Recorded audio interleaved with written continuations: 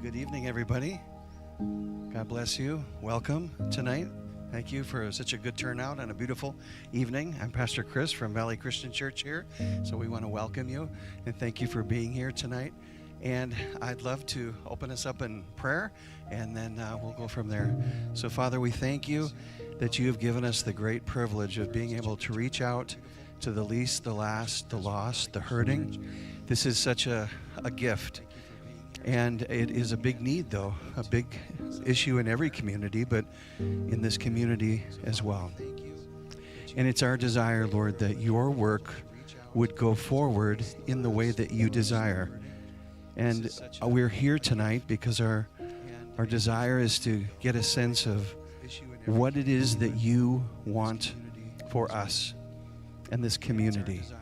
And we thank you, Lord, that there will be clarity, that you'll help each of us to contribute as you lead us, to speak respectfully, to speak truthfully, to speak productively.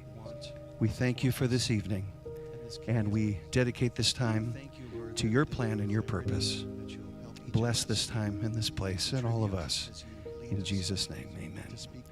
Again, God bless you. Thank you for being here. And just a couple of quick things. The bathrooms are right out this way in case you need to go to the bathroom. And also, I see a wireless here. I'm wondering if this is the TV guys. If did you need them to wear this if people are speaking? No, it's good. Okay, so it should be good if you speak into either one of these mics. We're recording this meeting, and it's also being streamed live right now for those that couldn't make it in person but would like to take it in from a distance. And so it's important that you speak into the mic so that we can hear you. They can hear you online as well. So again, welcome to you. I want to introduce Crystal to you now and let her begin tonight's discussion.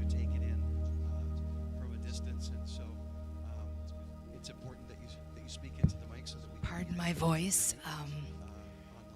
Full transparency, the past month has taken a little bit of the sail out of my physical body, so this is the reaction we're getting.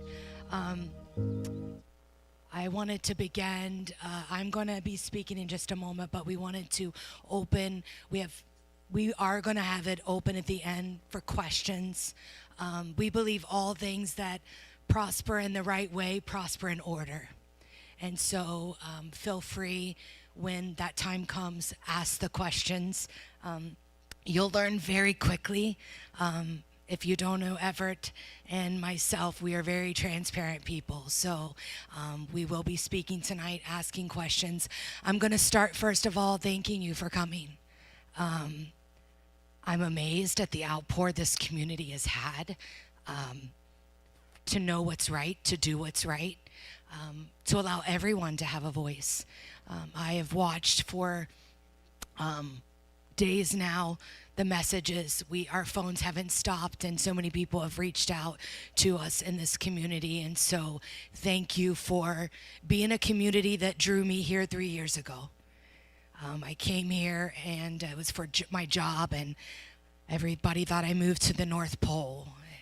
And I said, no, that's not where I moved. But I fell in love very quickly with this community.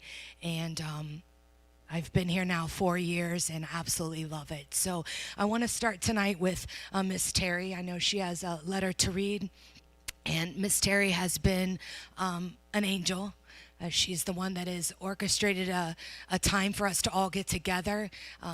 I thank the pastor and this facility and this church for opening up for this space for the community to have a safe space to come and have this conversation and hopefully move mountains after tonight. Miss Terry.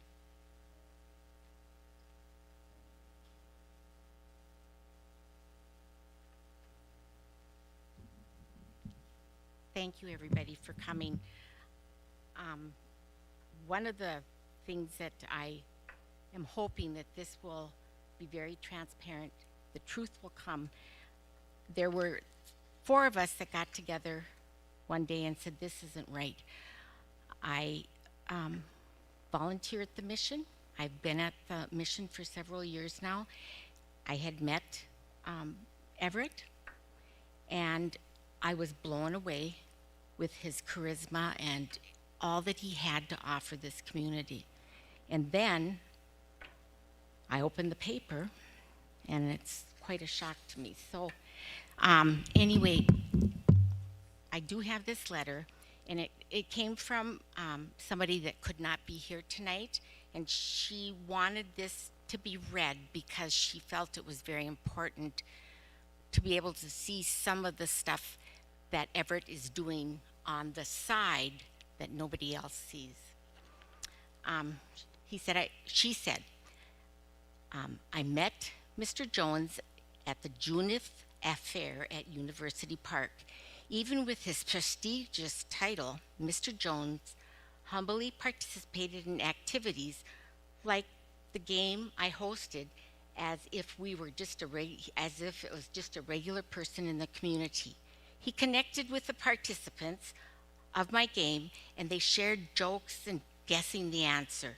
After my game was over, I shook his hand and I introduced myself because I had heard about him in town.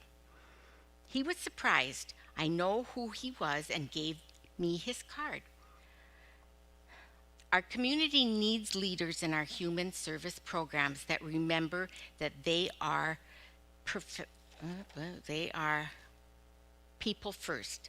We need community leaders that aren't afraid to go to any part of the town and connect with the people while still maintaining professional presentation. Mr. Jones wasn't afraid to sincerely get to know the people he is serving. The characteristic is so important so that he can empathize with the people he is serving.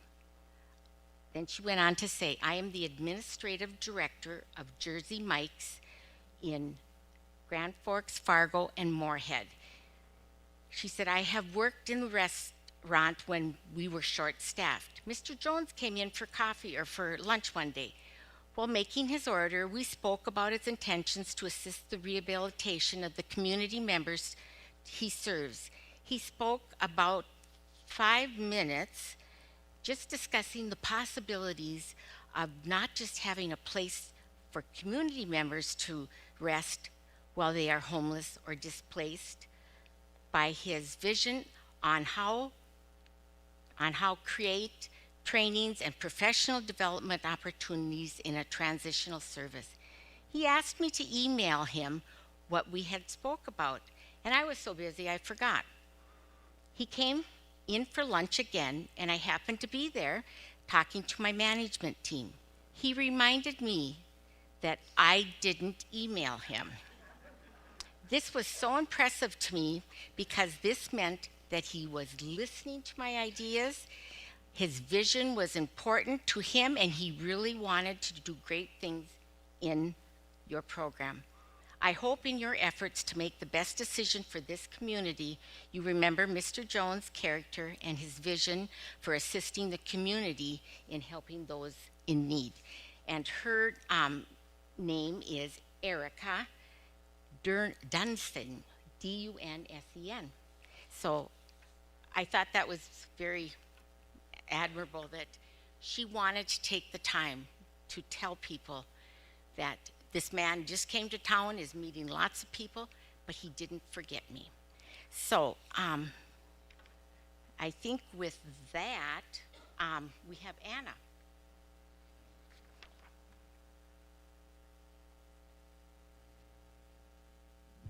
Good evening, everyone. I do want to start by saying that the reason why I genuinely here will be last, because I would like that to be the most impactful thing, sir. Just to clear some possible questions about a few things, I did not leave the board thinking that I would be absolved of any legal repercussions that may come from this. I've actually embraced them. I just had to decide which team I wanted to have my back while I did that, because I was part of a decision-making process that if there is legal repercussion, that's my team, okay? And so I understand that. I just wanted to make that clear. I did hear some things thinking that that might be the reason why I left, was to avoid that. No, I face it with the armor of God, but I'm ready. Okay, so I just would like to make that clear with everybody, that I will face the exact same thing that the rest of the board will, if it does come to that. Sometimes we make decisions with man and forget who we really truly serve. And for a moment, and a moment too long, I forgot that and was part of a decision that made me lose sleep and forget what is bigger than me, and that's doing the right thing. And it was never to make anybody else look bad that I came out and expected, or just tried to have us a little more transparency and some clarity for Everett. This is a man with a soul who was very unsure about why certain things had happened to him. Also, we live in America. We have a right to face our accusers, okay? And we have a right to due process.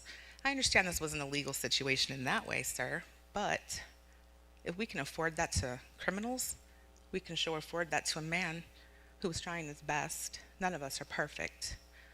So, again, everything I'm saying, I was part of a decision, okay? And the decision was not in favor of Mr. Everett at that time, all right? I stand firmly in saying, dang, Anna, you messed up, okay? I don't expect his forgiveness. I have not earned it, okay? But sometimes the light comes in, okay? The big guy goes, get your life together, little girl. My faith, firm in my foundation, did not allow me to continue to lead that, what I did not think was right. So, sir, what happened, that there's language that I used that was passionate about something when I was told that there was substance use, okay? I will not reveal other things that were had in that meeting, okay?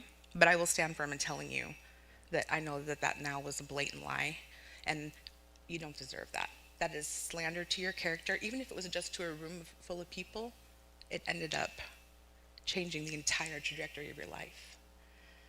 And you did not deserve that. And nobody does. You came here looking for community and love because your love told you it was safe. It was a safe place, just like my love did to me.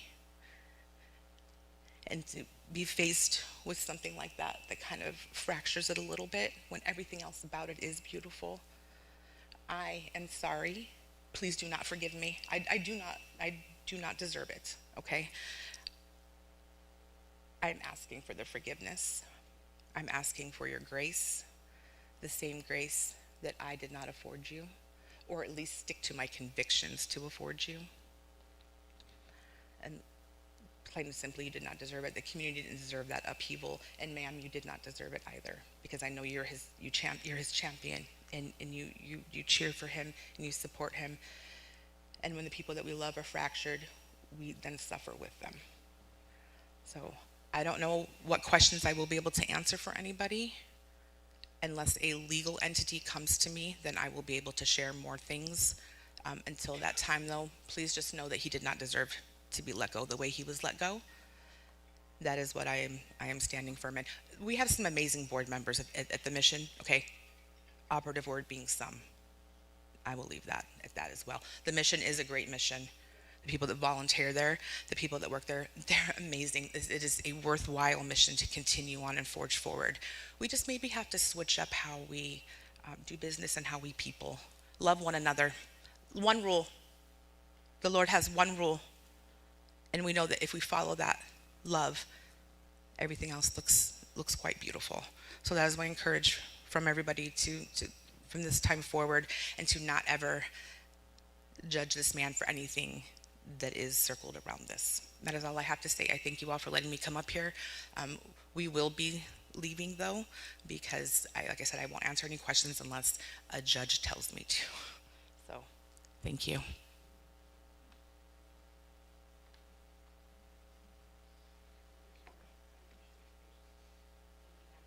Thank you.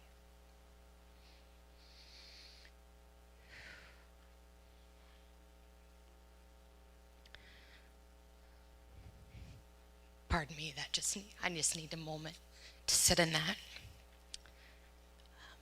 She is very true when she says, when someone you love is damaged, you feel that pain. I work out of town a couple months out of the year for my company here in Grand Forks. And the first thing I did was put him on a plane. I've never seen a grown man be in the state that he was in, especially when I brought him here and told him, it's going to change your life. They're good people. We're a little crazy, but we fit in. And I said, come. He said, leave New York? I said, yes, because I don't want to move to New York. I need you to come to Grand Forks. Tonight, I wasn't sure if I was going to speak, but then I realized I would be the only one in the room who could speak about the man that you know as Everett and that I know as the love of my life. I feel responsible and honored at the same time to stand here before this community and speak on behalf of Everett.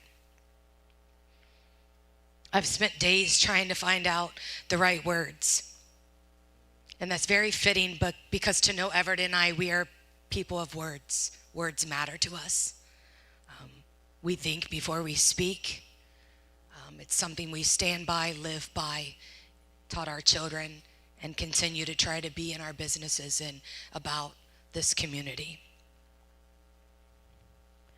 So when the words substance abuse were spoken over his life, they hit him like a punch in his gut, and they shocked me.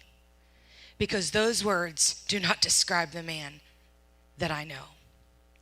For the past 6 months, I have had a front row seat to Everett's journey here to Grand Forks.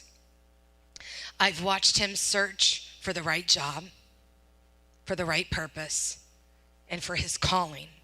When he decided to move to Grand Forks, it wasn't just because of me, even though I wanted to think that. It was because he knew he had a work and a vision, and his passion aligned with Northlands Rescue Mission. I remember him telling me, they picked me. They said I'm the right guy, and I'm the guy to help make change that they're looking for. His face, his eyes, everything about him lit up. I remember the board, when they started interviewing him, said, "We would love to bring you here. We just don't have the money."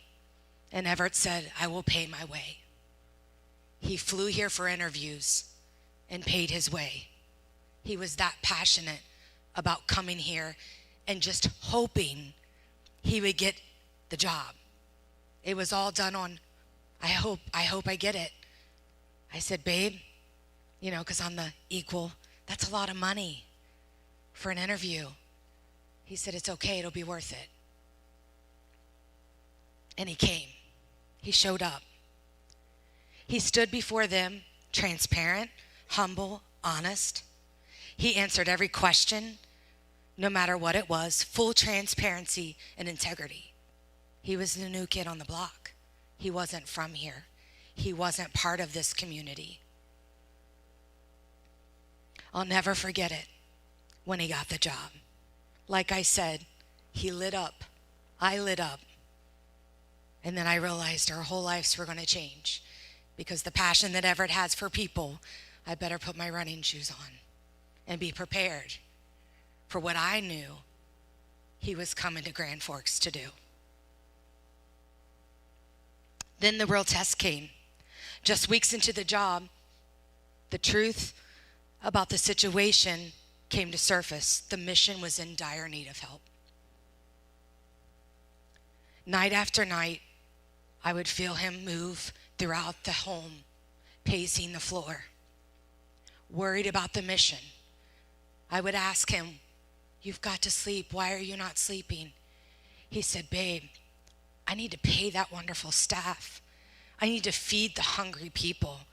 I need to grow the situation in the mission to where we can outreach and teach people how to apply for jobs. And I have visions and visions on top of visions. What do I do?" I said, "Do what you always do. Put your boots on, hit the pavement, and get in the community." And that's what he did. And through it all, every sleepless night, I have never heard him say, "This is too much." He never blamed anyone, even though things were not transparent of how bad it was when he took the position. Never once did I hear him say, "This person could have done it better. That person messed it up." He got into the streets. He met you as a community.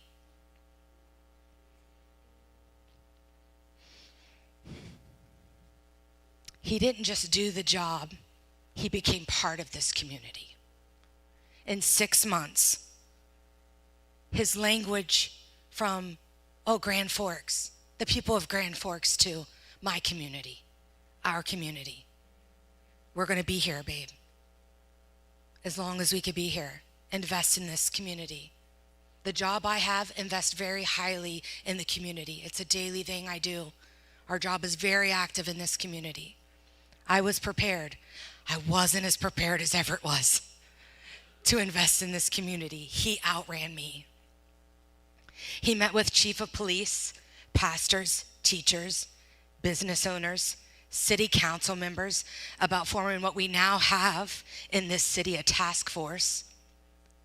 Other local like-minded businesses. He connected with anyone who cared about making Grand Forks better, not because it was the Everett show, but because this was our community. Together we can make a difference.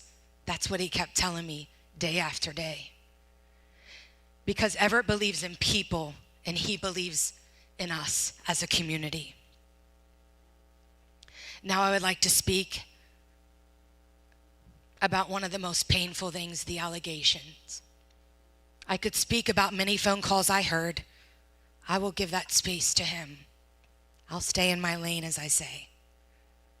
But I heard them. I listened. I paid attention. The allegations, the cruel, baseless whispers about substance abuse. Let me be clear.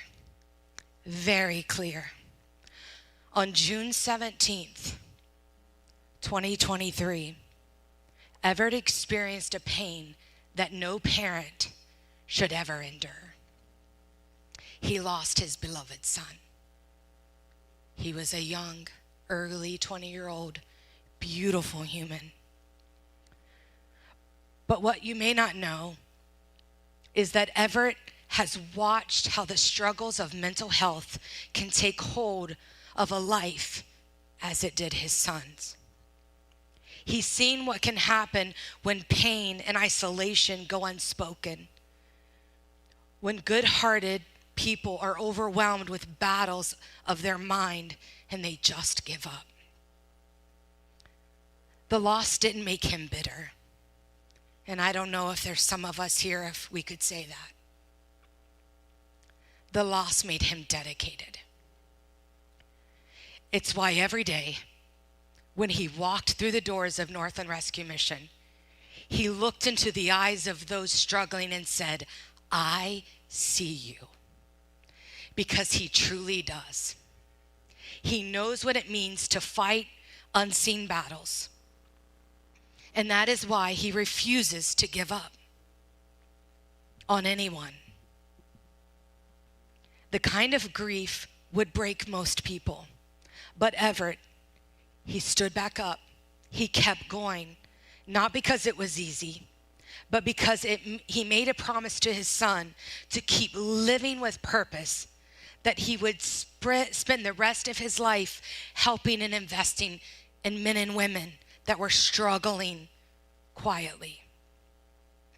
To those board members who voted to fire him while sitting in a board meeting and witnessed one of the board members speak and say, I'll bet my paycheck. I will repeat that. A board member said, I will bet my paycheck.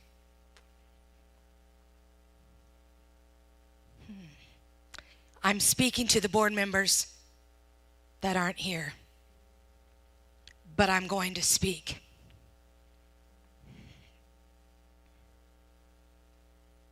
There is not a drug, nor a bottle, no pill that he ingests that flows through his body. The only thing coursing through Everett's body is grief. Everett lives every day with the substance of grief. And I don't know that pain. That is the drug of choice for him, is to take the grief daily, plant his feet on the floor, get up, and by the grace of God, go out the door and serve this community.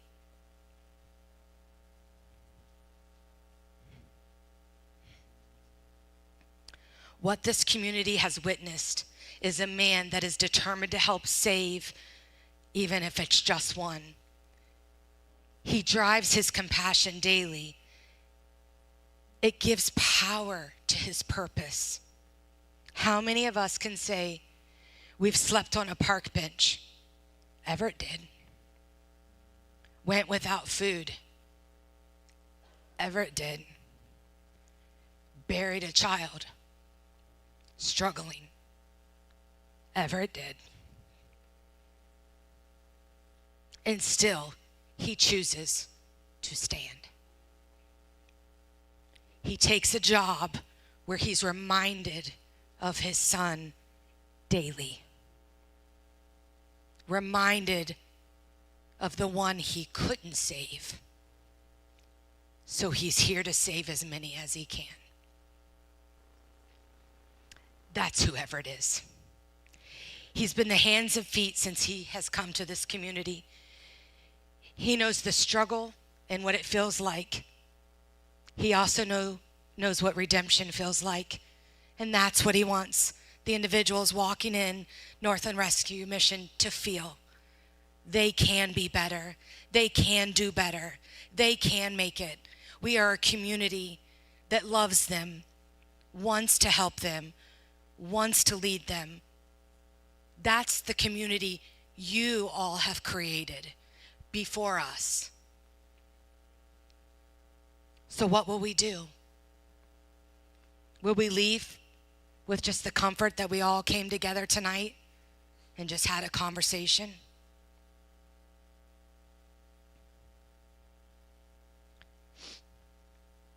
Will we leave just knowing that we might have shed a tear or had a little bit of pain point of frustration? What will we do as a community? The lies that we don't have a voice as we sit here tonight and look around at each other proves to be wrong. This community has a voice. This community has invested money, time, prayers, tears, blood, sweat into Northland Rescue Mission. You have a voice. Or will we just accept that we have people in the community that can get away with telling a vicious lie and hurt men and women of this community that are here to do good? Is that what we're going to do? Is that what we stand for? And before I close, she left. But the conversations with Anna, yeah, she made a wrong decision. I don't think anybody here tonight could not raise their hand and say, we've all sometimes put our foot in our mouth or made a decision we wish we could go back and do. But it's when we don't do that it's wrong. She stood here tonight with dignity, embarrassment. She didn't have to come. She said, I owe you that, Everett. And she wept. The phone call was lengthy. Our conversation was intense. But again, Everett showed compassion and empathy and kindness. Good thing I wasn't the one talking. I'm not sure I would have delivered all the blessings of God. But I watched him in awe. Say, it's okay. I forgive you. It's okay. We all make mistakes. And I'm putting a muzzle over my mouth, making sure that I only say what I want to be said.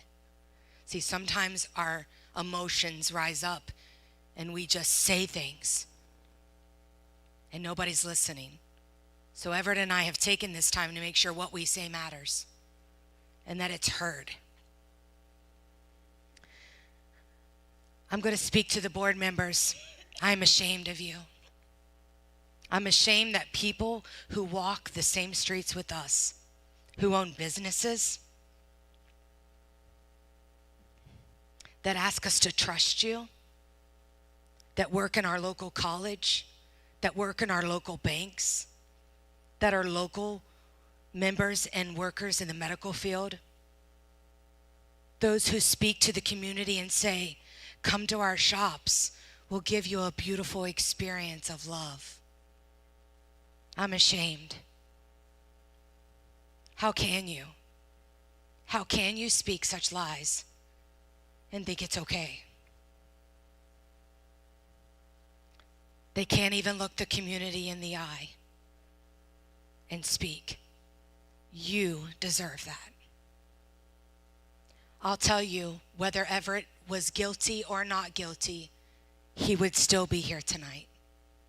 He would still stand before you, answering very difficult questions if they came. If he was somebody that did something wrong, he would still be here. But I stand here tonight to tell you, the allegations for Everett's behalf are false. They're disgusting. They're lies. It's wrapped around jealousy, hate, and all things that Grand Forks is not about, especially Northland Rescue Mission. The individuals that work there are beautiful humans. They sacrifice daily. They pour their lives out, and some of them never get recognized for what they do. They're cleaning out their pantries to fill the pantries at the mission. And their families are going without, so somebody can have a meal.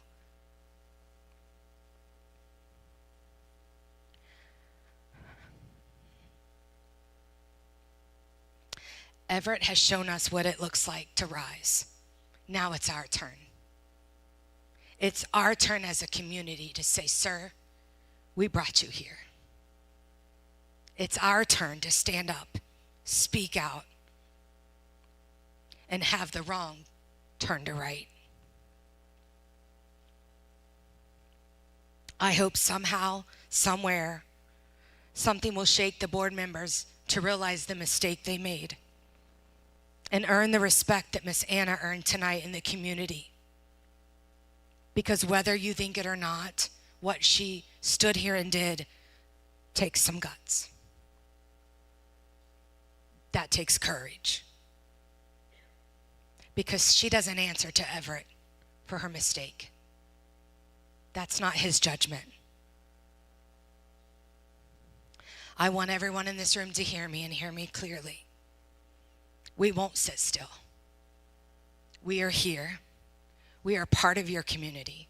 We will not stop loving the people of Grand Forks. We will not stop giving away free food.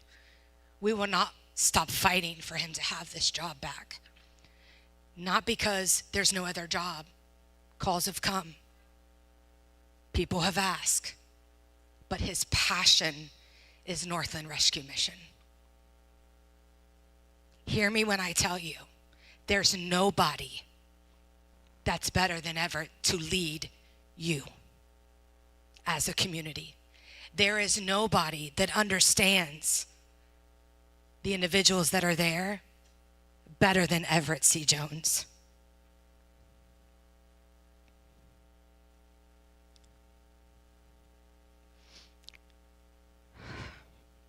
Everett, my love, I stand with you. I believe in you. I honor and love you deeply. Don't you stop being the voice of many. Those army tags that you wear daily, that some might not know what they are, with the beautiful face of your son, you wear them with boldness. You stand firm. You stand tall. And don't you dare put your head down. Now come speak to the people that you now call your community.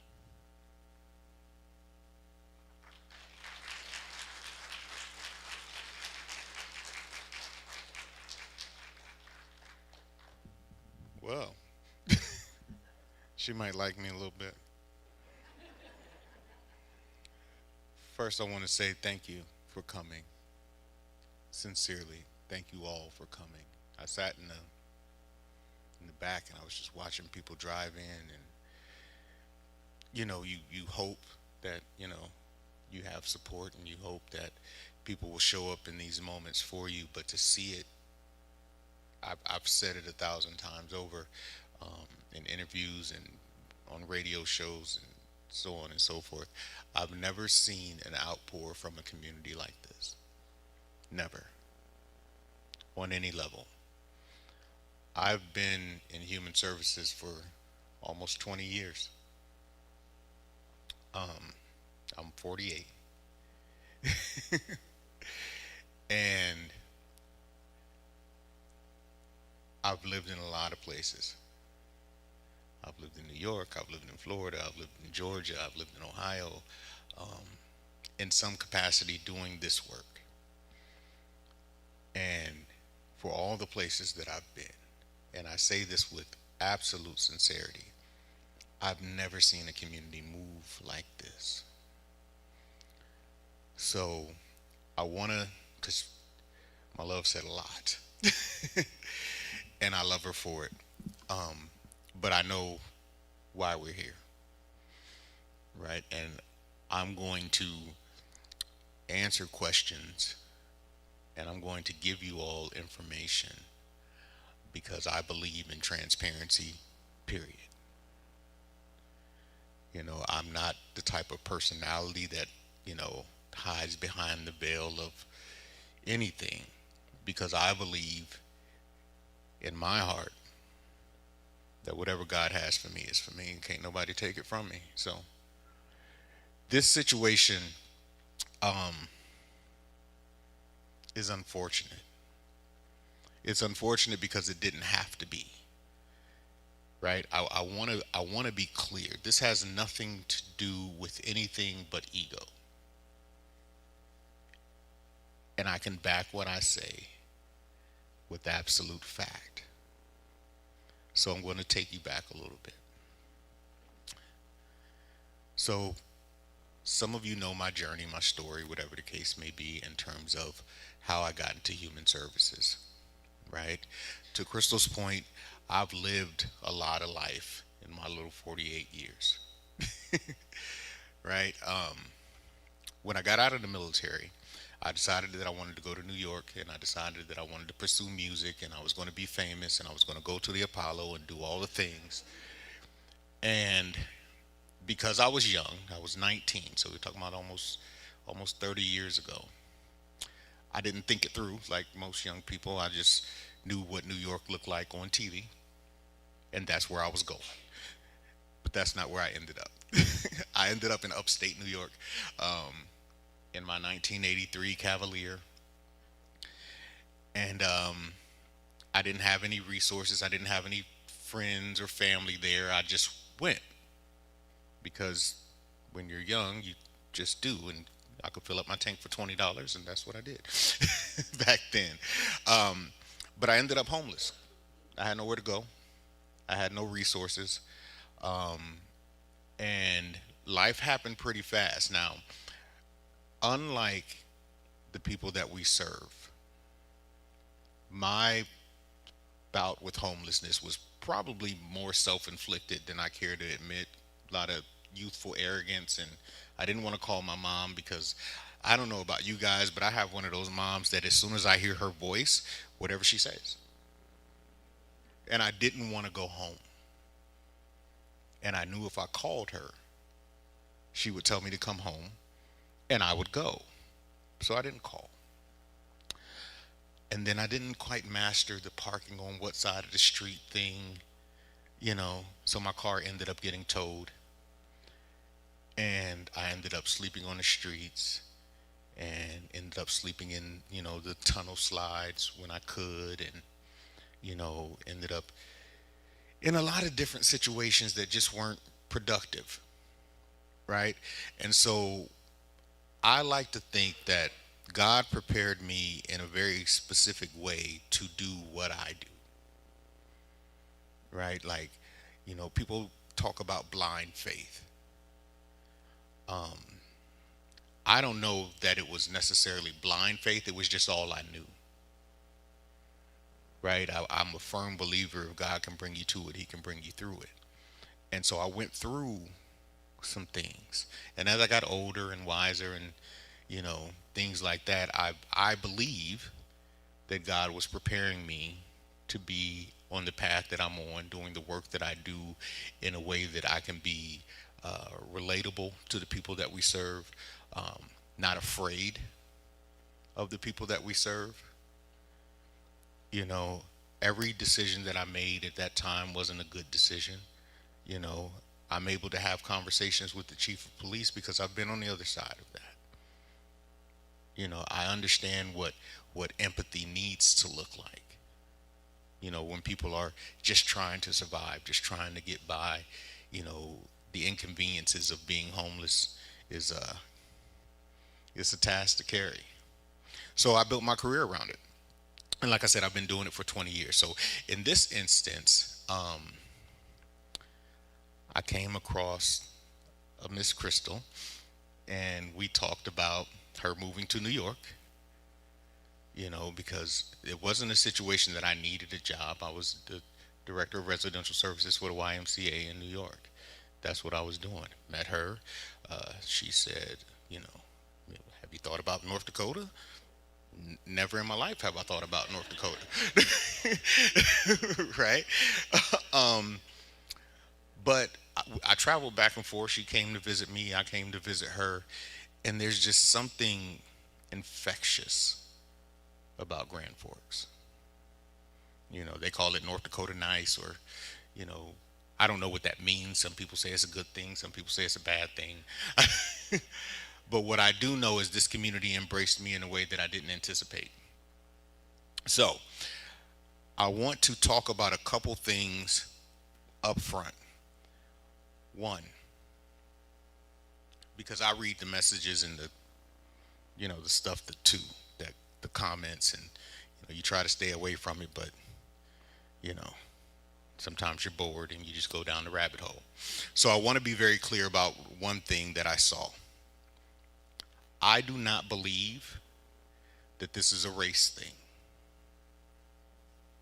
Okay, I want to be absolutely clear about that. This is not going to be spun into a race thing. I'm not going to allow that energy to come into just simple right and wrong, right? So I want to make sure that I'm absolutely clear about that. Two, I do not do drugs. I want to say it again. I do not do drugs. I barely drink. I can count on one hand how many drinks I've had since I've been in Grand Forks. Had a drink when I got the job because I was excited. Had a drink when I got engaged because I was excited. Right? Those marquee moments. And when I say a drink, I mean a drink. If anybody's ever seen me out at events, even when there's, beverages there, I'm usually drinking water. For a couple reasons. One, I'm pre-diabetic. Right? Two, I'm always hot. Like always hot.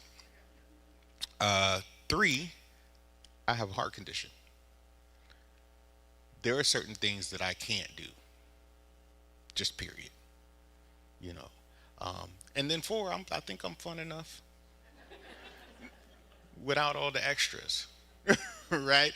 So, that out the way, I wanted to make sure that everybody understood that. When I came to Grand Forks, I had every intention on just doing my job. Like, this is the first time that my position as a director has ever been this front facing, right? I'm usually, off in the cut, doing budget stuff and staying out the way.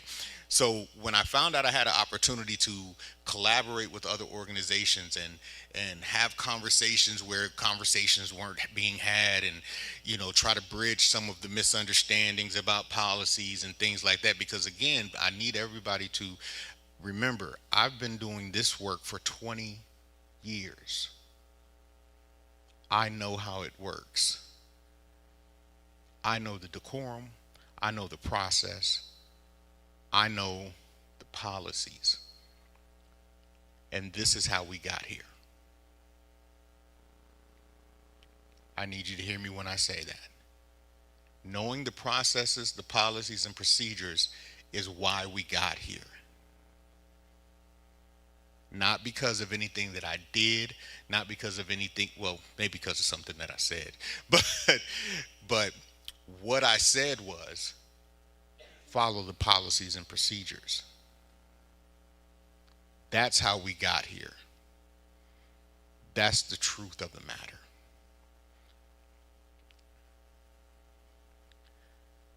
I was put in a position where there was some financial strain at Northlands coming in. A substantial amount of financial strain. And I wanted to fix it. Right? So what I did is I went about the business of meeting a lot of you lovely people and, being as active as I could be.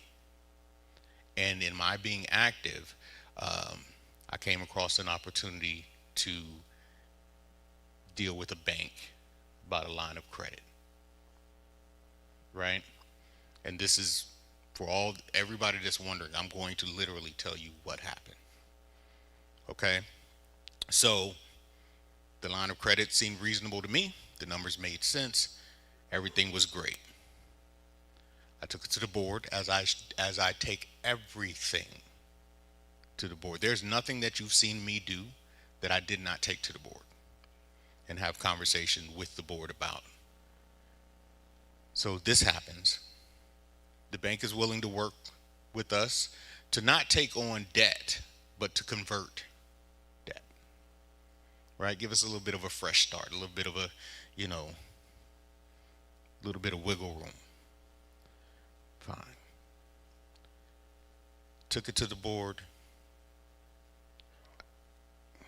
There was mixed feelings about it, as there should be, right? When you're, in terms of business, these are things that you have to consider. So I went about the business of presenting a case for the line of credit and against the line of credit. And then I gave my recommendation, because that's my job. I recommended for. There was a board member who was against it from the onset. And the conversation was, we don't want to use the building as collateral for this line of credit. Understood, heard, perfectly fine, got it. Until I found out that the building had already been used against the line of credit. So now it's a different conversation. Because again, this is not new debt, it's just debt conversion. For those of you that understand what that looks like, what that means, that's all this is. This is taking it from over here, moving it over here, and they'll give us a couple extra pennies in the process. Cool. Again, not my ball, not my court. All I can do is present the information. So the day that I present the information, this particular board member makes it his business to call every other board member before the meeting to make a coup. I go into this meeting with everyone saying, no, absolutely not. We're not going to do it, so on and so forth. Not my ball, not my court. Fine. I still want to present my case. Do I have space to do that? Absolutely. I present my case. Everybody changed their mind. This board member chose not to show up on that particular day. Because, in all fairness, and this is no slight against anyone, this is just the facts of the matter. In all fairness, this is how this is typically gone. Right? You have sidebar conversations, so on and so forth, and whatever decision is made is what's made. I believe that he felt that he had this in the bag. This was not going to be a thing. But again, the facts are the facts. The numbers don't lie. This is what it is. Fine.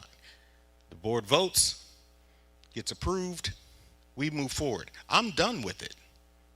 I've done my job. I've done my part. Shortly thereafter, I start getting an obsessive amount of phone calls and text messages from this board member, which is still fine. You got questions, you want better understanding, you want more data, so on and so forth, fine. However, what you don't get to do is make these demands in the middle of my day while I'm still trying to do all the things that we do at the mission. And it's not just me, it's the staff. We have things to do. I don't have time for your, can you pull 5 years of data? And I've only been here 5 months. And can you put it in a graph? Right? And this is not something that I'm saying. This is something that I can prove. Because it's all in here. See, when you don't trust people, you tend to text more than you talk. So there's nothing that I'm saying that I can't prove. I said to this gentleman, is there something comprehensive I can give you? Because I have things to do. throughout the course of this morning that you woke up deciding that you need a million different things. As a matter of fact,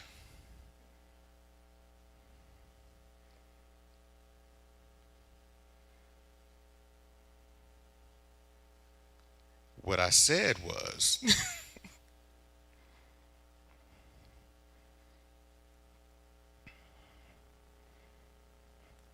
is there something comprehensive that you need? The one-offs right now are a bit distracting.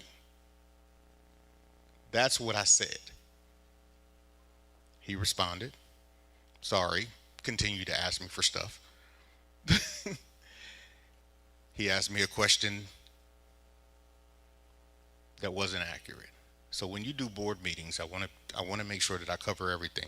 When you do board meetings and you do your financial data pools, it's just a snapshot of that moment that you pulled the data. It's not the week after that you have the meeting, right? So he said something. I said that's not accurate. I told him how much money that we had, so on and so forth. I said very specifically, and I want to make sure that everybody understands how we got here. I said, I understand that you're not a fan of this transition we're making. As I've always stated, it's not a pretty thing and nothing anyone wanted to have to do. But all the data and payables that were all the data that was present when I got there, some of it had gone unaccounted for. So I was finding stuff, right? No fault of anybody. It's not a pointing the finger thing. It's just I can only do what I can do based on the information that I had, right? So I said I presented to the board with complete transparency with no vote to give. I don't get the vote at the board meeting, right? I said it seems that the board decision to move forward was theirs to make based on all the data that has always been available to everyone since I started, along with the realities of day-to-day operations. Because for those of us that are in this field, we understand things pop up all the time. Van goes down, pipe bursts, this older building. These things are real.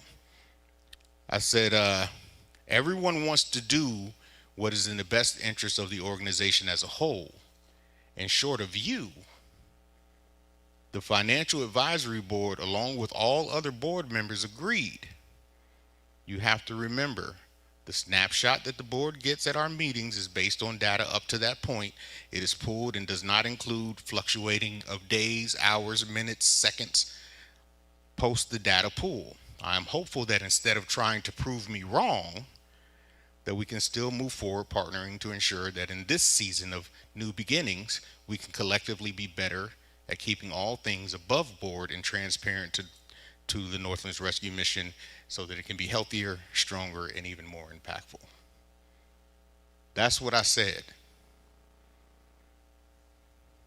What he said, thanks for the text.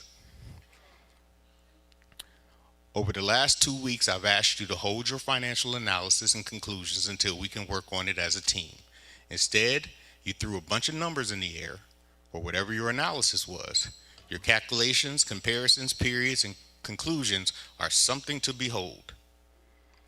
Then you went around and made personal appeals to the board members. I'm going to put a pin right there. I called two board members. Because in the 5 months that I had been there, I had never heard these two board members speak.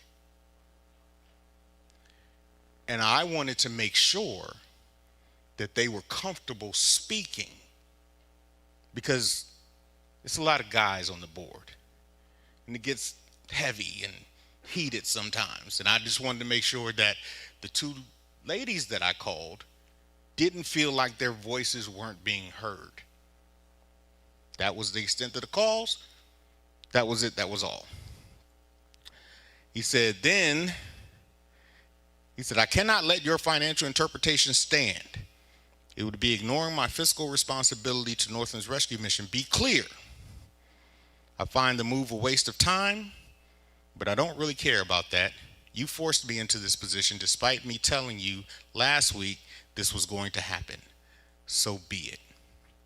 So it didn't register in the moment because I was basically like over it back and forth. A few weeks prior, when I was talking about this financial business, this particular board member said to me, listen, if you push this, the board's going to terminate you. That's what he said. Okay? Call me bullheaded. I felt like if I presented my case and it made sense, the board would understand. And they did. And they voted. And we were moving forward. Then he started asking for all the extras, the data pools, this, that. And I asked him to respect my boundaries. Stop calling me after hours. Stop texting me after hours. Stop calling and texting me in the middle of my workday. We were getting ready for the banquet. We had things to do. So I told him after a heated exchange, and I have that too, but I'm going to kind of shorten it up. I said, I'm going to pause, is what I said to him. I'm going to pause so that I don't come across unprofessional. But I'm going to need you to back off, is what I said to him. Again, the board has this conversation, so this is not like breaking news. Every single board member has every single message that I sent, that he sent. So I did what I thought I needed to do, which was escalate it to the board chair, because that's my upline. With says to me, maybe you guys should go out for hot chocolate. Maybe you guys should go out for hot chocolate. That's what he said. Not laughing, dead serious. I said, we haven't been going out for hot chocolate. We haven't been going out for hot chocolate. I don't see go out for hot chocolate. I don't see go out for hot chocolate now. I don't have a dog in this fight. I don't have a dog in this fight. I didn't make a decision. You all didn't make a decision. You all made a decision. Y'all can go out for made a decision. Y'all can go out for hot chocolate. Hot chocolate. But my part is done. But my part is done. Right? So,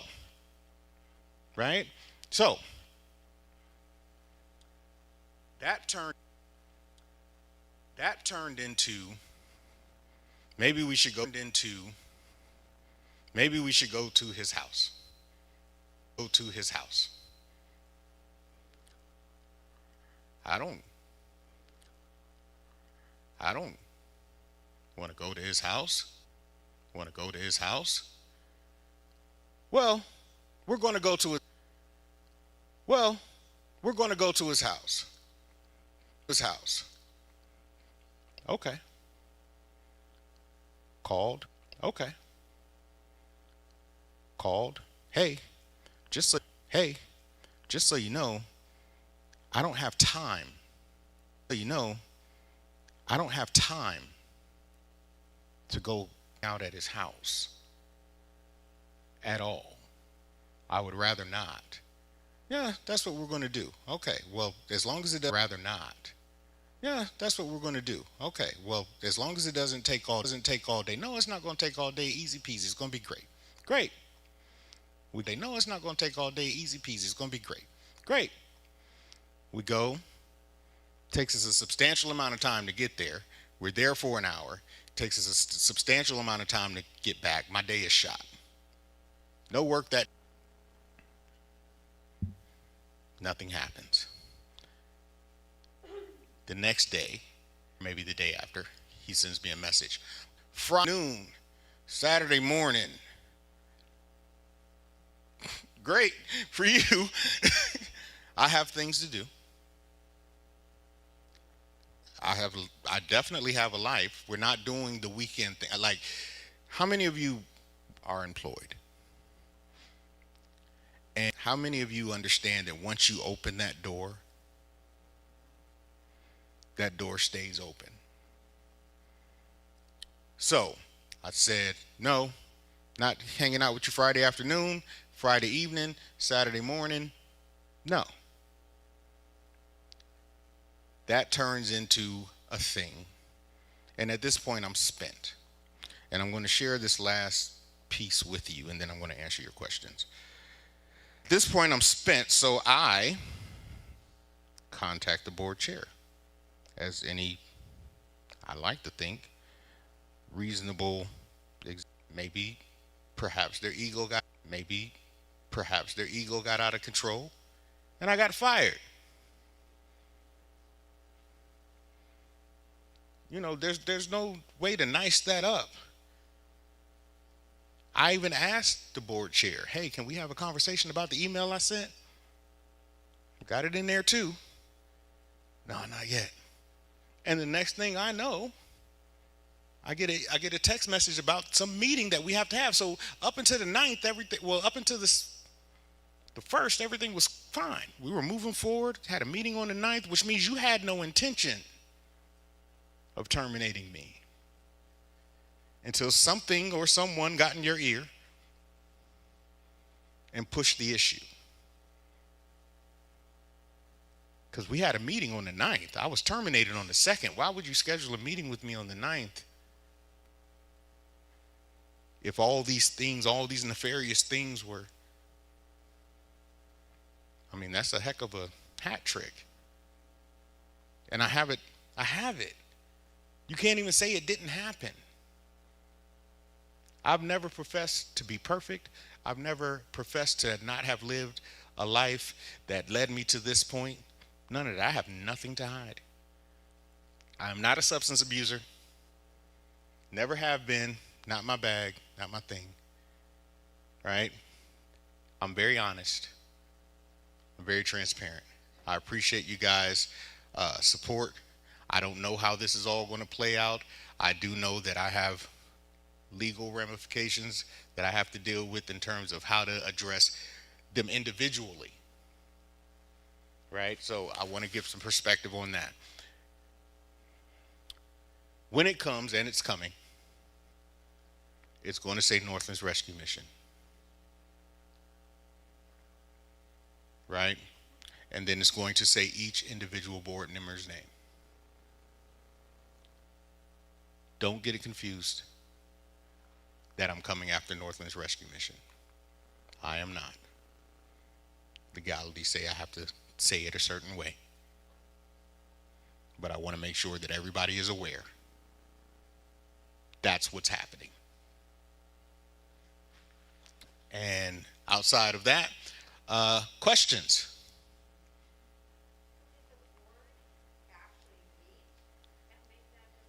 That's what I hear. So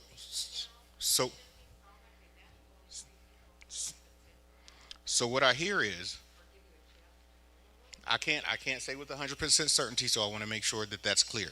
What I hear is there was a Zoom meeting, and said Zoom meeting was recorded. There should be, but I also heard through a very reliable source that it was instructed to delete that meeting. Okay?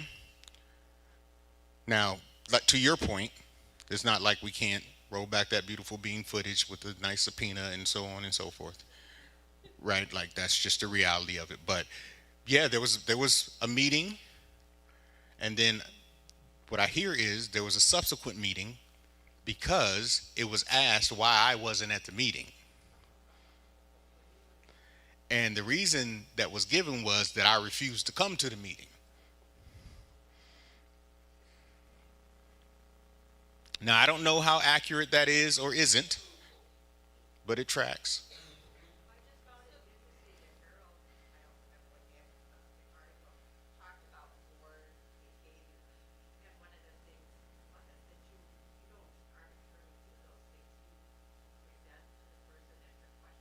Sure.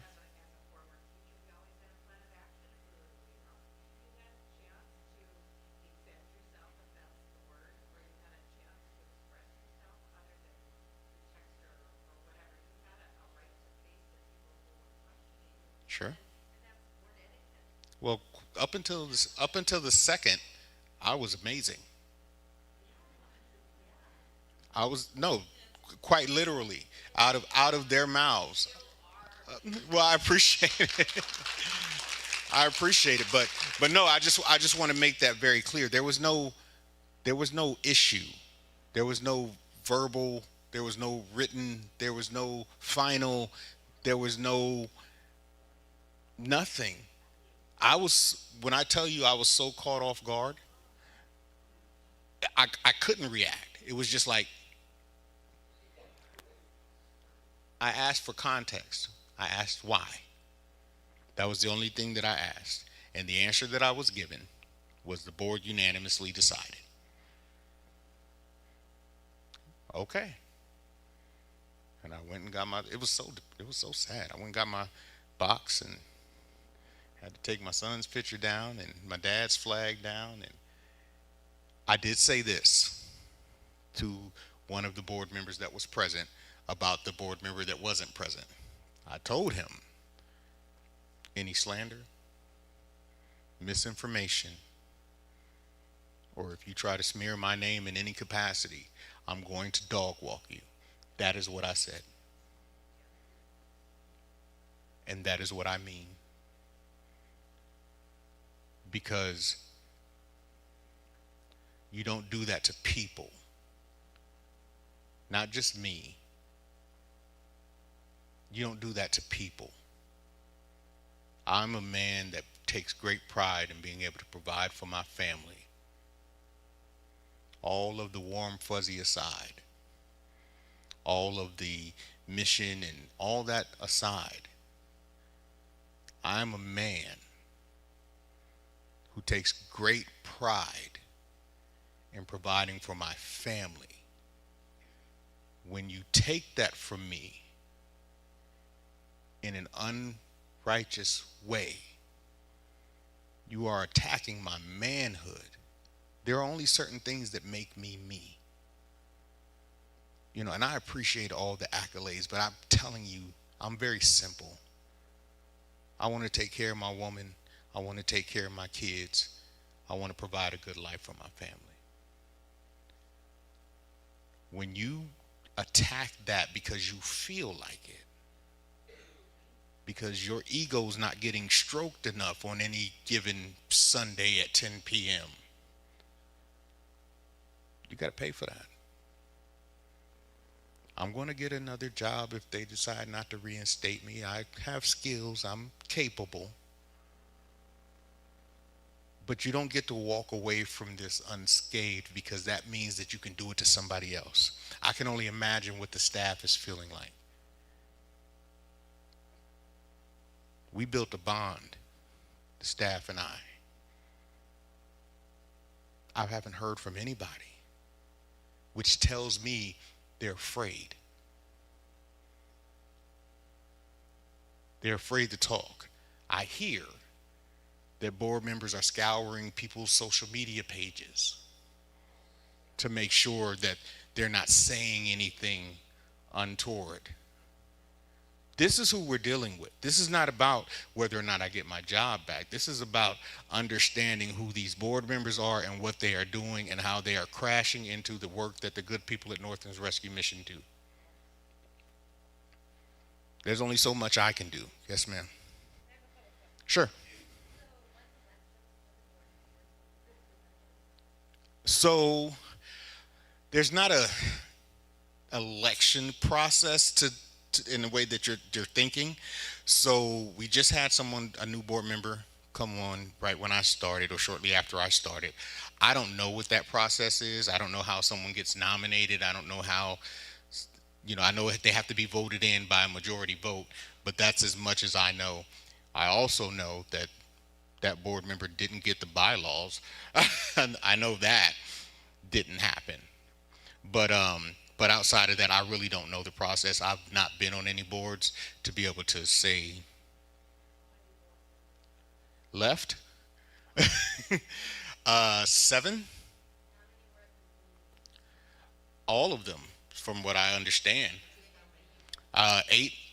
Well, no, I'm sorry.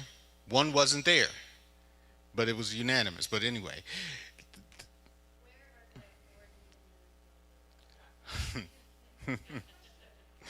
in the board's emails, I used to. They're not.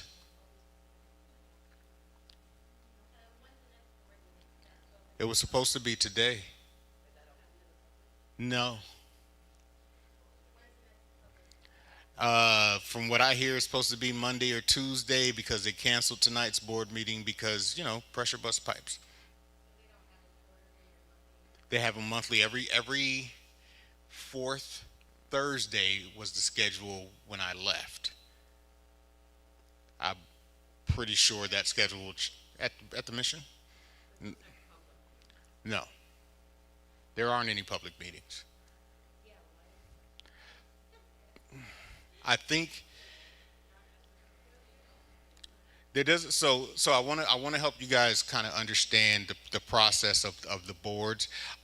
I I understand that one would think that there would be all this public access, but you have to understand that these nonprofits are private entities. They do. That's fair. But so I've done a couple things. I've tried to reach out to the AG and get some guidance. Um, from what was explained to me, they don't get involved until there's a certain level of legality that gets involved. And so we can't, unless we can't force the information in the way that I can see. But you can reach out to the Attorney General's office, and they can help you along the way in terms of getting that information, I believe.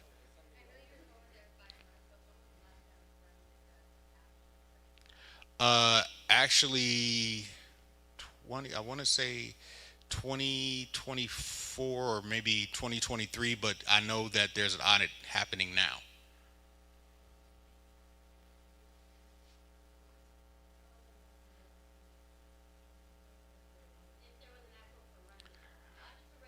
No, no, no, that hasn't happened. As far as I know, no. Now, understand, I've got a whole 5 months under my belt, so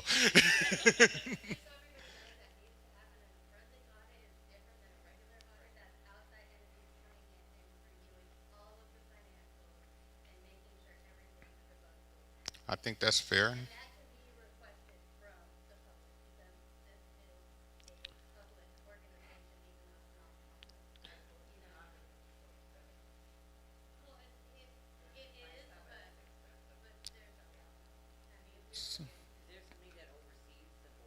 N- No, themselves. Ish. Are they what? They're volunteers. So I want to make sure that that's understood. The board members are volunteers. So they don't get paid. They don't have any financial interest in the organization. Um, so I find that's what makes all of this even that much more interesting. Yes.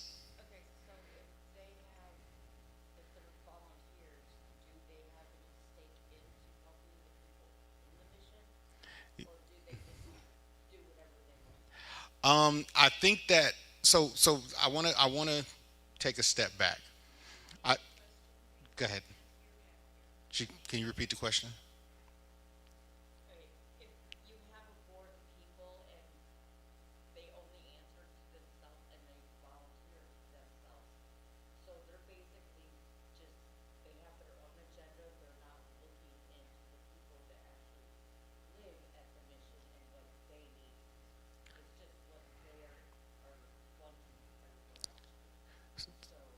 So here's what I will say, and I want to be fair. I believe that everyone came to the table with good intentions. There were times where the board members were volunteering, they were feeding the community, they were giving meals, they were working in the kitchen, they would bring their families there to volunteer, they would bring their children there to volunteer. So I don't want to paint this image of the big bad board. What I personally believe is there's a lot of misinformation and a lot of things that these board members don't know. And then it gets comfortable after a while. You know, you take one board member 7.5 years. I'm sure he's very comfortable in not understanding. Even when I looked at the bylaws, they hadn't been updated since 2021, and they were incomplete. Right? So I want to give the benefit of the doubt and assume good intent to a certain extent, except for the lying and the not truthful part. I think that the board members that are involved got involved initially with pure intentions and good heart, and then something shifted. Yes, ma'am.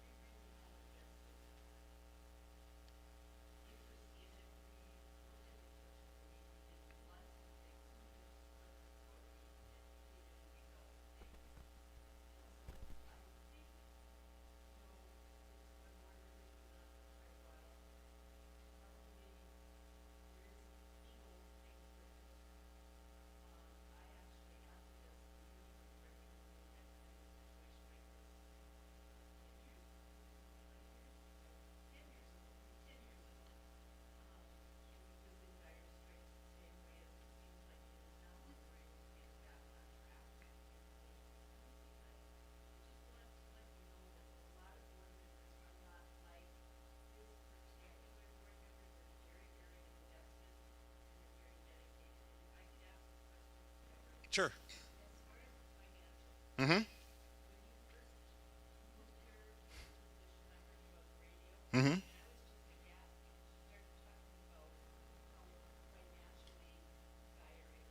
Mm-hmm. Yeah.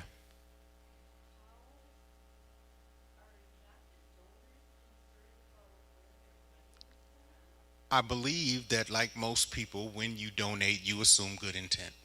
You assume that whatever you're being told is the truth, or whatever is being presented is the truth. I just happen to operate from a space of transparency and being able to say, hey, we need help. And you guys showed up. Like, let's be clear. It was not pretty, right? And you showed up, and we were able to make it through those very tough months of summer.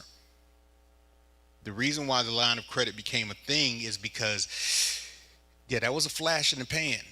And while we're on the upswing, what are we going to do moving forward? The feedback that I got was, oh, we have, Giving Hearts Day and this event and so on and so forth. And okay, fine. But then what? That was always my position. My position has always been, I look at the donors like I look at my mom. My mom tells me, make me your last resort. Right? If your life is crashing and you need help, make me your last resort. Do whatever it is that you can do to figure it out before you come asking me for money. That's what I think about our donors. Because things happen, the van went down right before I left. And the donor was able to fix it and pay for it. Right? God's golden rule, God's hands. Yes, golden rule.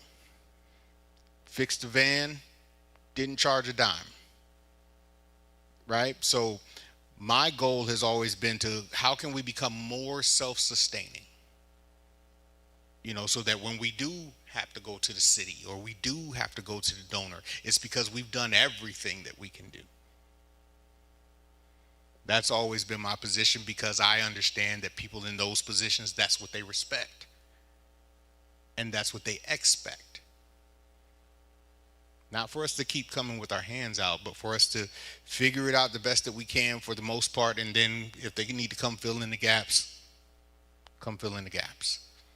So I don't know what happened. I don't know, because I would say it's 2 board members. I wouldn't say it's just 1. I would say it's 2. Because those are the only 2 I've ever heard from about anything. So, yes, ma'am.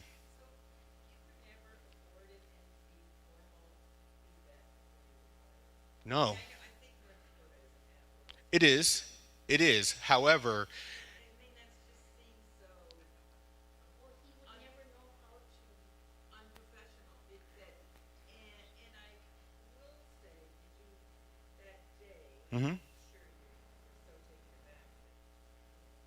I was so taken aback, I put out a press release. I did. No. What I asked for was context. I asked them for the reason why. And the reason that I was given was it was a unanimous vote. Not in that moment. My pushback would have not been nice in the moment.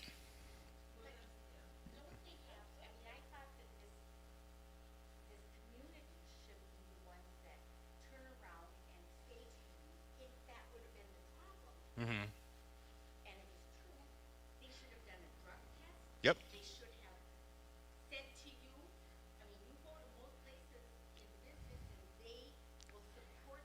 Well, well, because that's the law.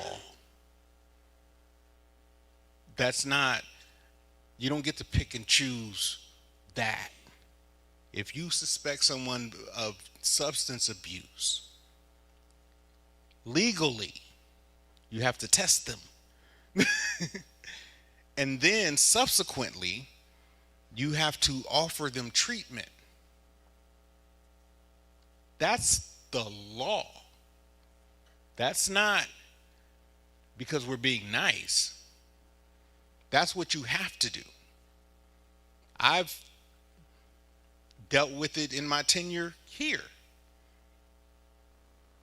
So this is not, I think what it is, and I'll just pause right here real quick. I think what it is that we have a board of directors that don't have any human resources experience.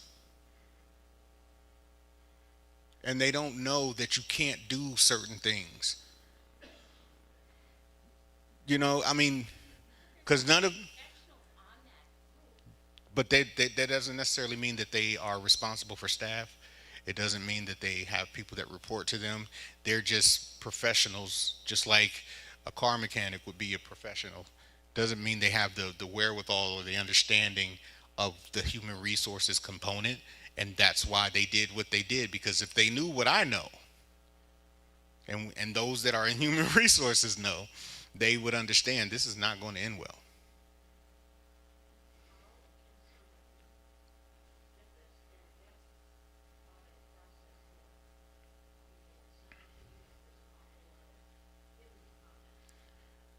To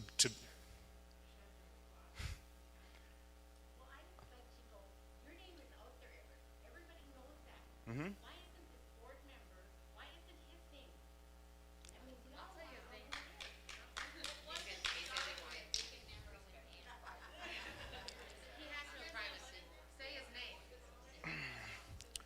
So there are 2 board members that I'm talking about, and all of this that I'm sharing is alleged because I wasn't there, right?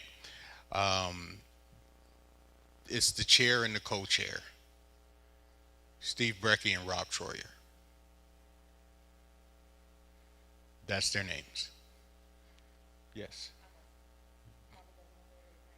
And she excused herself, but I'm going to tell you, I was there when Anna called. The original conversation was, we have some grievances and there's things that was brought to the board that, we're upset about Everett. She said, show us the proof. They didn't have it. Anna said, there were two board members that was not going to vote for his termination. They wanted proof if he was not doing his job correctly, if he was not doing things the way that they should. She kept saying, I need proof. So what they pulled out at the very end, and that's why they wanted the Zoom call shut down, was, well, we just want to tell you, he's got several meetings. And she said to us, heard it with our ears, that's what made me vote to have you on. That is what they pulled out of the end.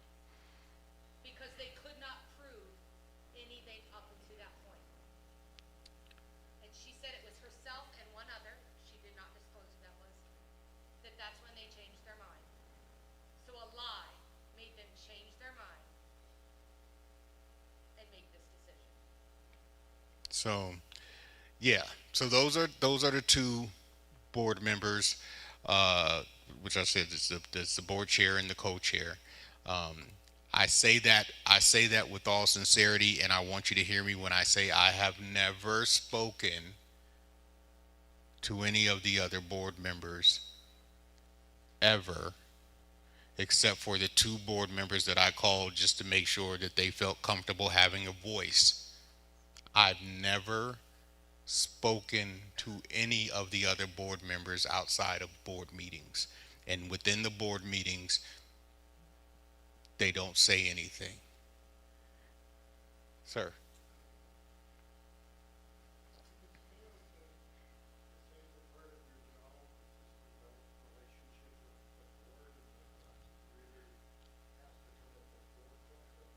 Absolutely.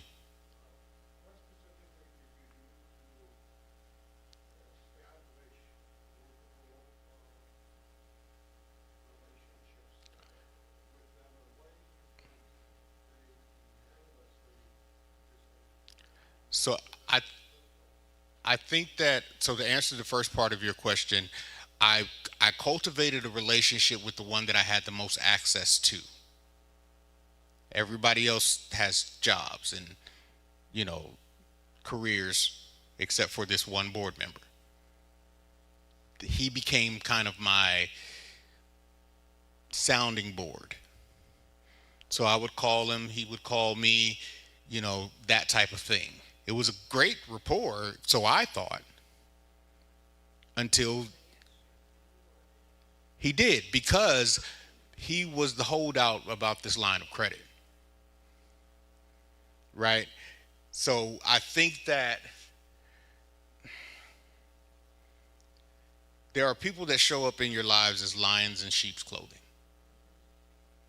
And this particular board member made it his business to play me close, to be very, very interactive with me and tell me how great I was doing every time we spoke, until I went against him. And that's what happened. I think that part two of that is, when you have people that have an exorbitant amount of time to invest, you just assume that they're going to do the legwork.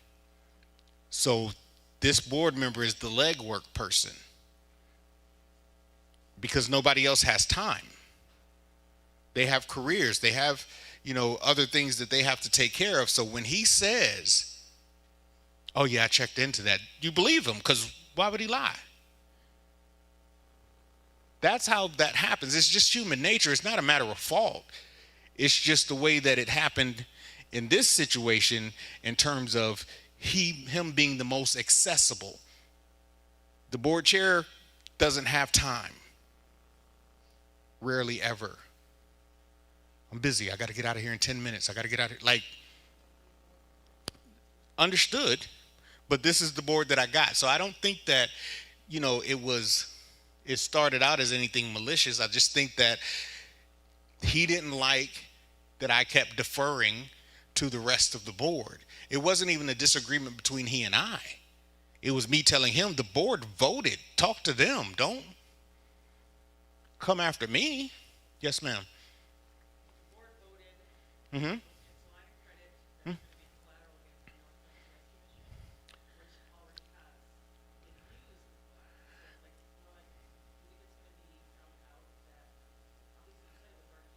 Sure. Yes, you can.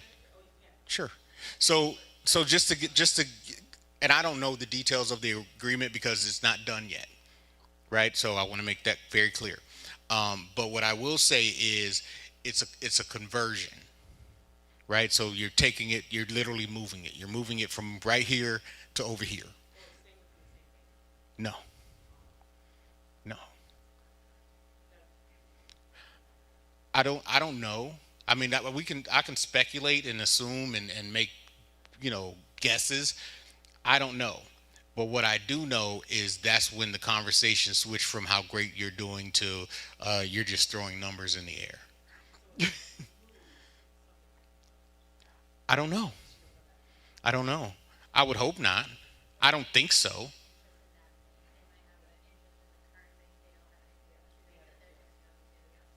And unfortunately, and I'll be honest with you guys. If they had told me that, cool. Now I know. Then I'll go negotiate with the bank that we're at. But I didn't. If that be the case, then just say that. But I'm out here, thinking I'm doing the right thing, only to find out it might not be. So I don't know. Yes, sir. Hi.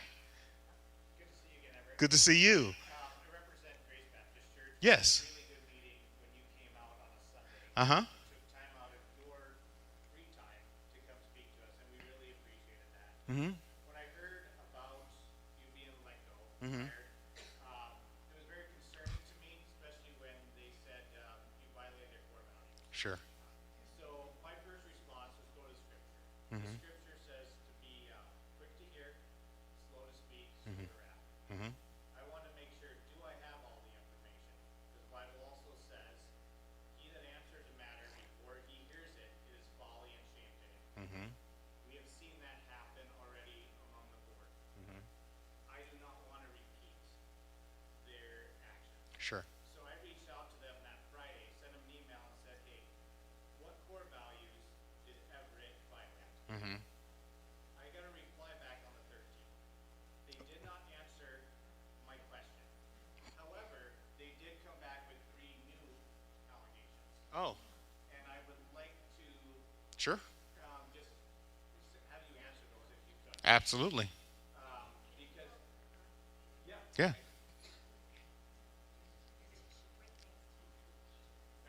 Yep. Oh, the mic. You got There we go. Okay. So I got the email. I'll skip to the important part.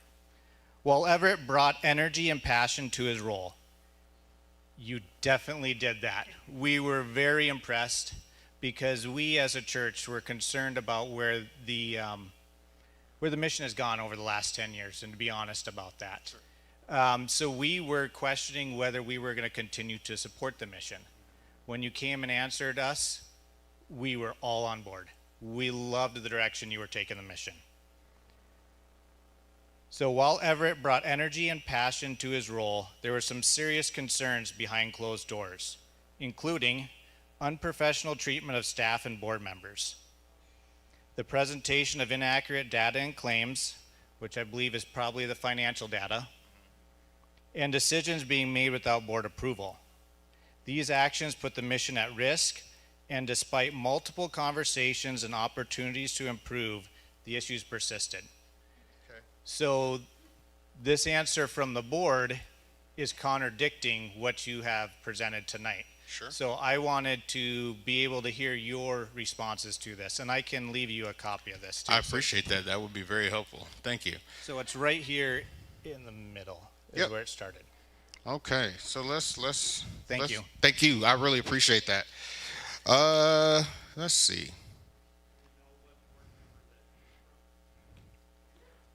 No, it came from the interim director. No, correct.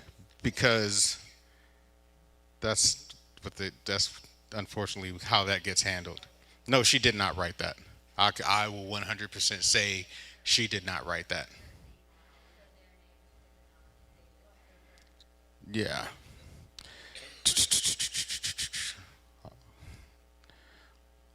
Okay. Uh, I'm rushing. I'm hurrying, y'all.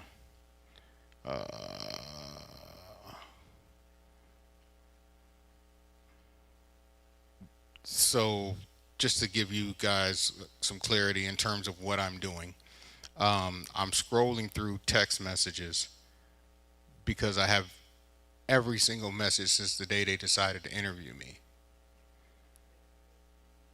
Okay.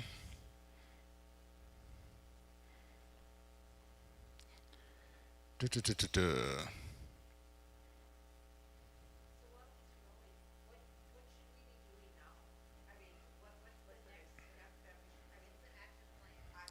That's, I was wondering the same.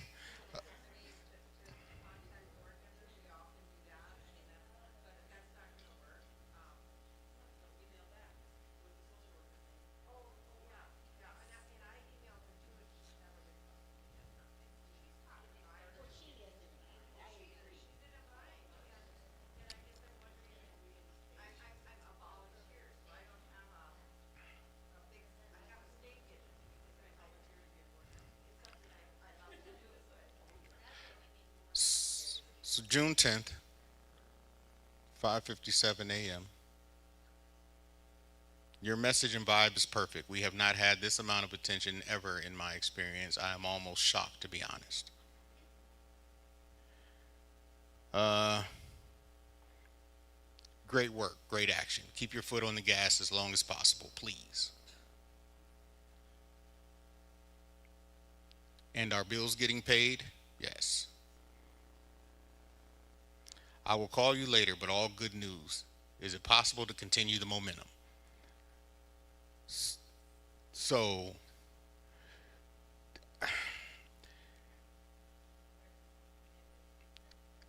no, I mean, it's not. I'm going to just have a quick moment and then I'm going to go because I know it's getting late. Um, there is not a single thing that I have done that I have not brought before the board before I did it. Ever. Because I understand that I'm new here. I understand that getting the community's trust is a process. I do not just arbitrarily do things.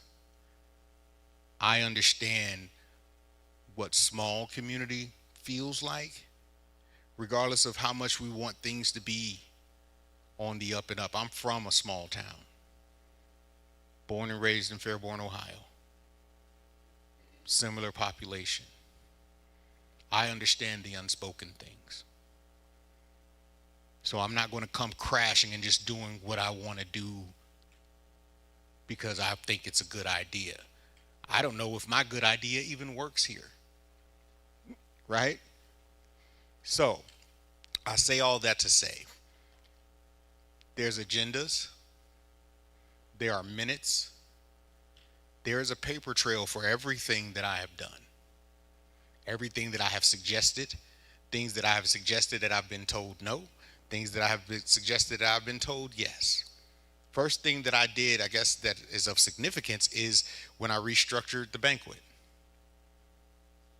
Asked, hey, because even the board said, oh, it's gotten boring, it's gotten stale, the food was nasty, you know, we spent too much money last year, $30,000 on food, right? This year, the entire event is about 20 grand, including the food, including the awards, but I asked before I did anything. I think there's one thing that I didn't ask about, to be fair, and I don't even know that they did it or are going to do it. The one thing that I didn't ask about is I wanted to create space for people that perhaps had medical procedures and had to stay at the shelter. And I wanted to create a couple rooms where they could have a few days to recover. But I didn't get to it in time. But that was the next thing to do. Everything else, adding the additional rooms, shutting down the pantry, walking away from the backpack program, everything. And let's be clear about the backpack program. That was asked of me when I started. And I was trying to figure out how we could make it work, and we just couldn't. And luckily we were able to partner with United Way, and they were able to take it over, and it all went smoothly. So I don't know what they're talking about, sir, to be honest. And if that be true, I would own it. You know, I maybe gave some pay increases that I didn't ask about. Because my thought is, if I'm out here raising the money, then I should be able to figure out how to get it if I need it and still treat the staff well. So, yes, ma'am. Uh-huh.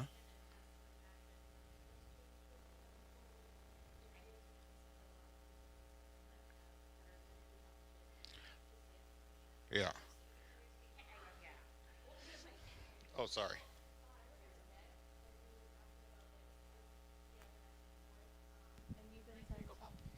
Oh God. Okay, so I work at the Nest, and he was talking about how he made a suggestion for like having medical rooms for people that have had procedures. I can very much say that that's not happening there. We've been sent a lot of individuals recently who have been deemed medically unfit, whether it's from a procedure or they have like a history of stuff, seizures. So I know that that's not happening.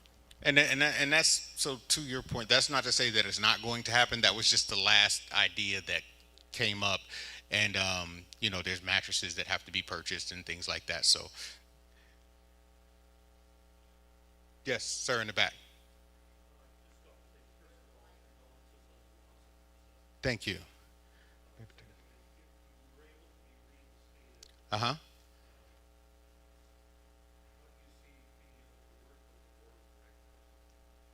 The current board of directors?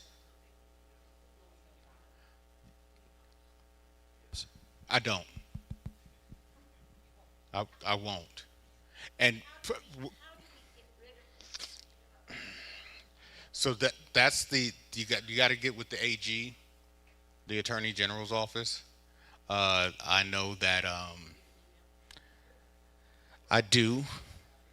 I think it's like ND Gov. Yeah, like it would take something on that level, unless you know you guys just want to make them uncomfortable. To be honest, that's a very difficult thing to do. Period. Right? We can be upset. We can be outraged. We can, you know, throw our fist in the air. But the reality is, it's a process. It's not something that would happen overnight, unless someone was on the board that was willing to say correct, and then they would have to vote, and so on and so forth. So right now, it's pretty locked in.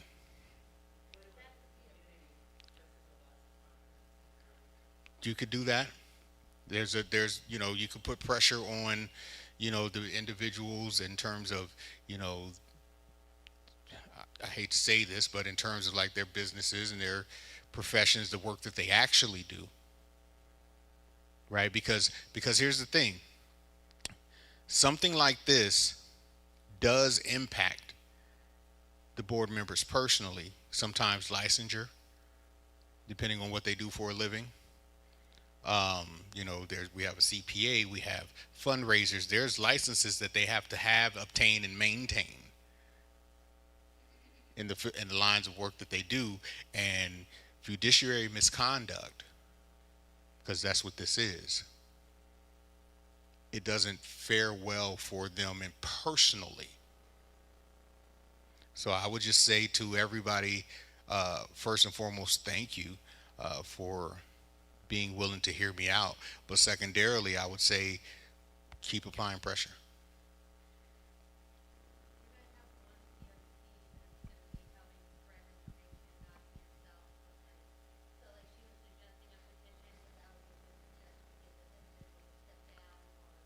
Does Does anybody want to volunteer to be that POC? I think, yeah, there you go. Point of contact. Yeah.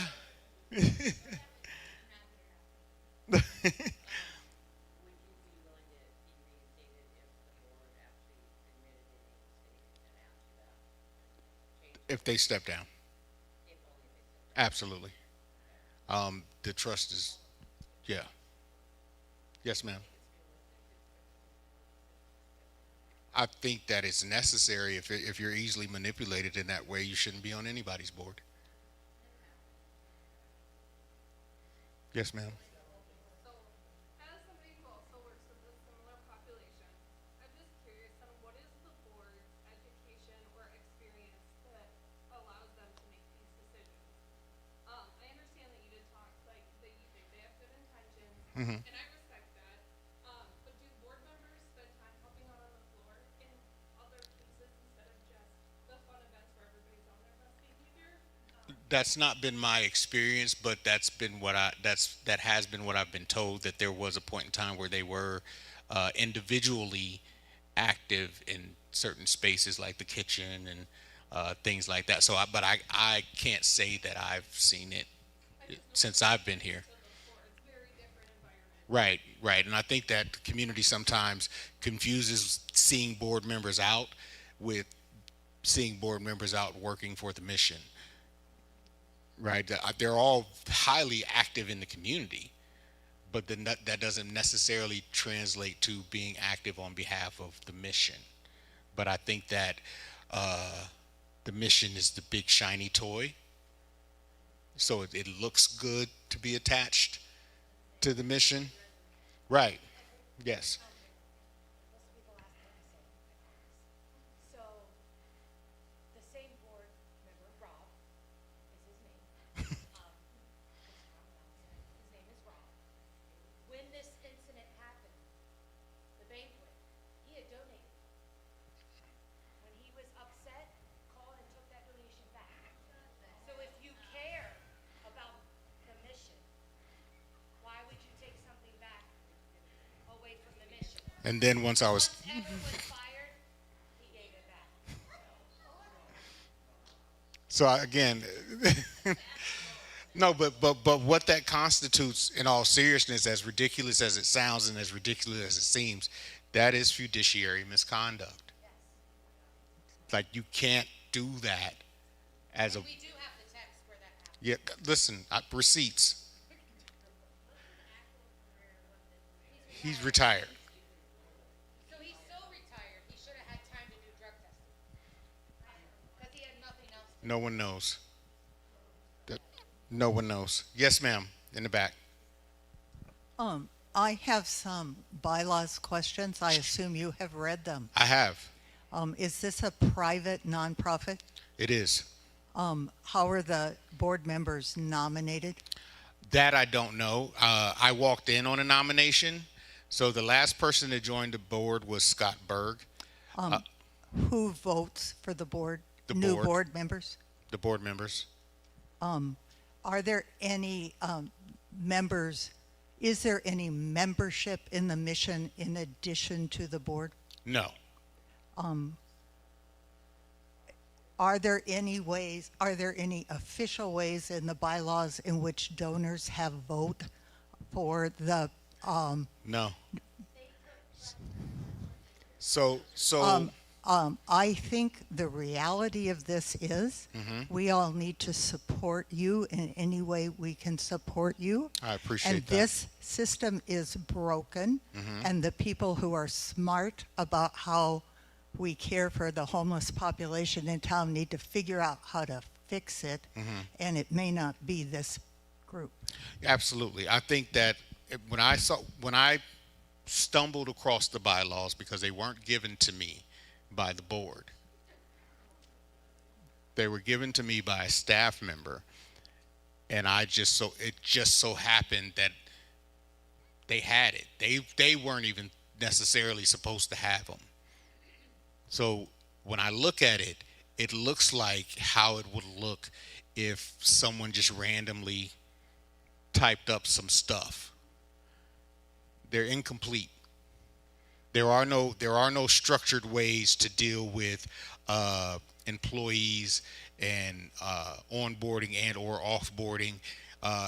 There are no structured ways to deal with hostile board members. None of that is in the bylaws, which, from my experience, that's always in the bylaws, because if not, you find yourself in this space of perpetual, this. You find yourself in spaces like this where you want to do something, but there's no clear path to what you can do. Yes, ma'am. I just haven't. This one. An incident that happened at our house. One Saturday morning, I'm writing out a check, and my husband says, "Who's the check for?" And I said, "That guy at the mission." I said, "I've been reading about that Everett Jones." I said, "I'm supposed to go down to Love and Action this morning." You remember? I do. I'm supposed to go down to Love and Action and give him a check. And I got down there, and who's standing out in the front? Everett Jones, greeting people. It was so wonderful, and I just wanted to share it. Well, I appreciate that. The community, again, I can't say enough about the community of Grand Forks. You guys have been extremely supportive. I thank you so much for that. Love and Action has been just amazing to partner with and collaborate with, and just to be around. This community is made of so many good and pure hearts, and it's unfortunate that we find ourselves in this space right now. But even if it's not me, we need to make sure that this doesn't happen to anybody.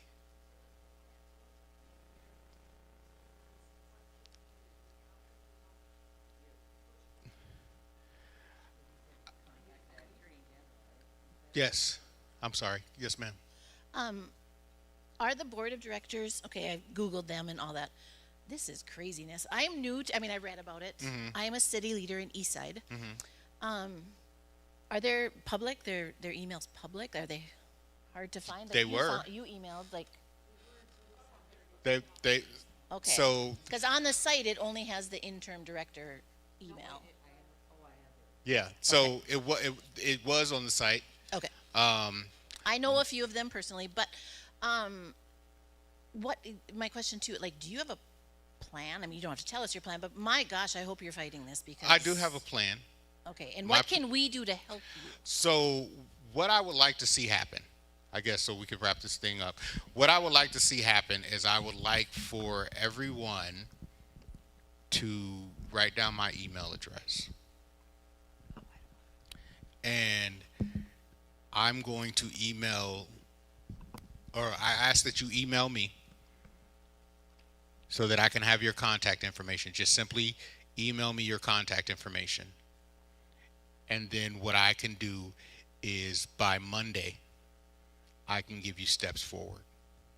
Is that fair?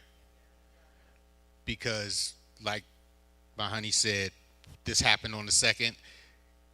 She was in Michigan. She told me to come to Michigan. I just got back today. Because it was just that heavy. And in that process, my grandmother passed. And then I had another family member have a stroke. And so we've been battling. Oh yeah, our son got hit by a car.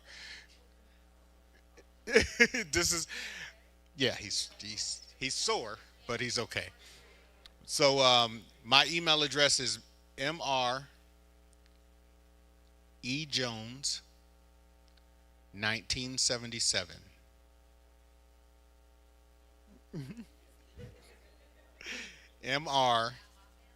mr@gmail. I'm past my Hotmail phase, but I want to tell you the cleverness of my email, because I'm super clever.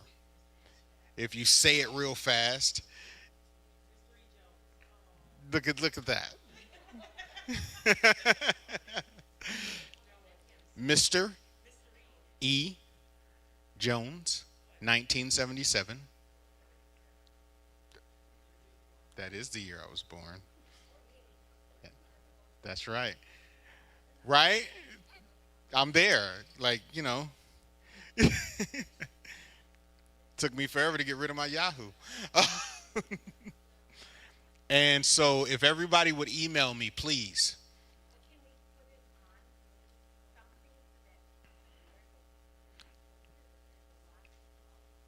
Yeah. You can put it on Pastor Chris's live stream. Because he's been streaming and he's going to post it, and I'll put my email address there, and whomever wants to reach out can reach out there as well. And just so in closing, I want you guys to know I'm not leaving. I'm not leaving the community. I love it here. And I appreciate the love that you've extended to me. I appreciate Pastor Chris for taking the time to allow us space and opportunity. I will say this to you, sir. I have visited your church, and when I tell you, when I walk in here, there's such a sense of peace that I receive. When you speak, it's very calming to my spirit. I appreciate that from you so much, especially today, because I was in a parking lot and I was kind of emotional about things because I hadn't had to be here. And just getting back here was just like, okay. Right? So thank you guys. Okay.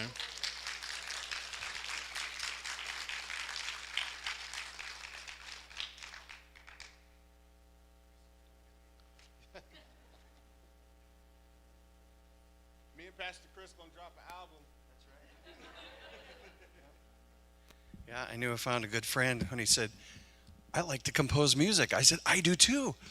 Did we just become best friends? So anyway, so would you pray with me? Again, we just want you to know we have your back. We're with you, and we support you, and we thank you for being transparent, vulnerable, all of the above. You're loved, and I think that you only know about this much of the community that already loves you and will support you. So let's pray. Father, we thank you that you are the God of all truth. You're the God that knows all things. You know the hearts of men and women. You understand in ways that none of us can. And so it is our desire, Lord, that you'll bring truth forth, the kind of truth that sets things free, that causes awareness, and the kind of illumination that will bring justice, that will bring right to the wrongs that have been committed and have happened. And we're trusting you, Lord God, to bring good out of this very bad situation, because you can do that, and you promise that you will. So thank you for this time. Let your blessing be upon Everett, especially. Minister to him with all the difficulties that he has walked through up to this point. Lighten his load, be the glory and the lifter of his head. Minister to him and give him great wisdom as he proceeds. What are the next steps? You know, Lord, and we can trust you. So make the path straight in front of us, we ask. In Jesus' name, amen. God bless all of you. Thanks so much for being here. It's great to have you here.